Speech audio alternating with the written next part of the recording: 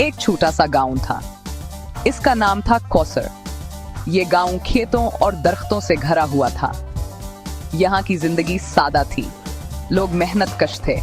वो सुबह सवेरे उठते और खेतों में काम करते। शाम को थक हार कर घर लौटते। इस गांव में एक लड़की रहती थी। उसका नाम था मरियम। मरियम बहुत मेहनती और हिम्मत वाली थी। वो सुबह सवेरे उठती, घर के काम काज में माँ का हाथ बटाती, फिर वो स्कूल जाती। मरियम पढ़ना चाहती थी। वो अपने गांव की तकदीर बदलना चाहती थी। मरियम का स्कूल गांव से बहुत दूर था। वो रोज पैदल स्कूल जाती। गर्मी हो या सर्दी, बारिश हो या धूप, मरियम कभी स्कूल से नहीं छोटी।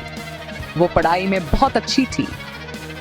उसके उस्ताद इसकी मेहनत और लगन पर बहुत खुश थे। उन्होंने मरियम को आगे बढ़ने की तरगीब दी। मरियम ने अपनी तालीम मुकम्मल की। वह डॉक्टर बन गई। वह अपने गांव वापस आई। मरियम ने गांव में एक छोटा सा अस्पताल बनवाया। वह गरीबों का मुफ्त इलाज करती। गांव वाले मरियम की हिफाजत करते थे। मरियम गांव के लड़कियों के लिए एक मिसाल बन गई। वो सब मरियम की तरह बनना चाहती थे।